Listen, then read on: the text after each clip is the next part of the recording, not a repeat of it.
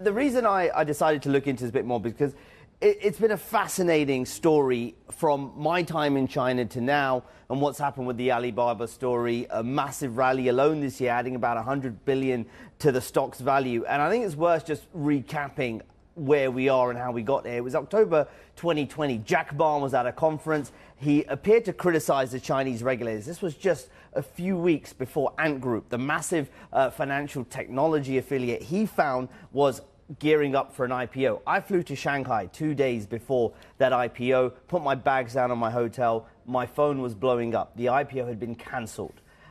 It was a fascinating story. I think it underscored how quickly things were changing and were about to change. What followed was scrutiny on Jack Ma's empire, from Alibaba to Ant Group. There were big antitrust fines. There were new regulations that came into place. But at the same time, there were rising competition from the likes of Douyin, the Chinese version of TikTok, PDD, and of course the Chinese economy was very fragile at a time when of course COVID hit as well. And what followed was a period of uncertainty and confusion, as one executive told me for this article. In March 2023, the company said, we're going to split this company into 6 different business units. Alibaba was a sprawling empire, everything from food delivery to movies. And so they decided that they would do 6 businesses, make each business more agile, the ability to raise funds and maybe list as well. And then June 2023, Daniel Zhang, who was the CEO since 2015, the chair since 2019, decided to step down to focus on the cloud business, but 3 months later stepped down altogether from the cloud business as well. So you can see what here was where that uncertainty and confusion came from, the lack of strategy, the lack of direction at this point.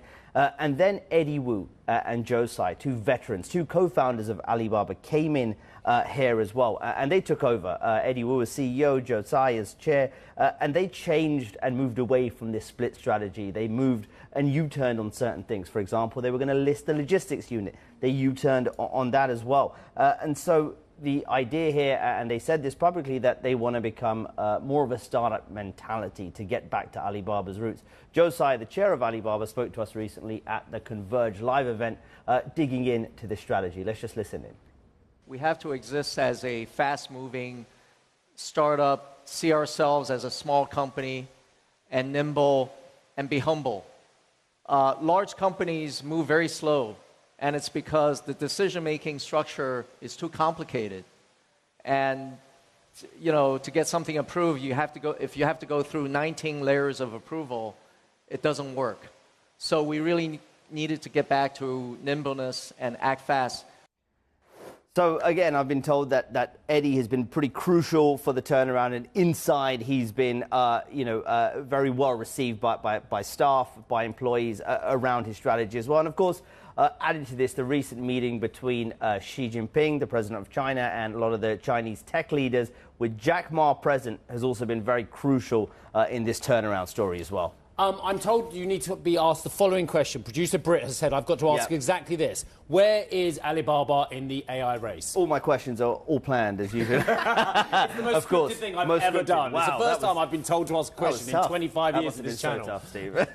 Well, look, the AI story is fascinating because we've been all talking about DeepSeek this year, and that has focused attention back onto China. But Alibaba was one of the early movers in China's AI race. Not long after ChatGPT hit the world, made a splash, it was actually Alibaba who released their first model just months after, called Tongyi Qianwen, or they shortened it to QWen as well. Now, there wasn't really much attention on what Alibaba was doing at the time. It felt like the investing community had turned their back on Chinese tech and said, we're done with it, we're done, we've been burned too much by it. But actually, there was a lot of innovation going on in the background, and what DeepSeek did was turn focus back onto what was happening in China, and everyone's all of a sudden gone, oh, Alibaba's got some interesting AI. They've pushed towards an open source model. Their models are consistently one of the most downloaded on a platform called Hugging Face, which is a big global repository of CEOs many times. I have, yeah, and so and he's told me that actually this is one of the most popular models for developers on Hugging Face. And the important thing is open source. Alibaba's not going to make money off the models, but what's key here is this company has the biggest cloud computing unit business in China, and it's creating that ecosystem around the model. And all of this AI development points back to the cloud. That's according to Joe Tsai, who spoke to us at Converge Live. Let's listen in. We run a cloud computing business which will actually benefit from the proliferation of AI. Because every time someone trains a model or runs inference or do post-training, they need cloud computing infrastructure. And we sell compute.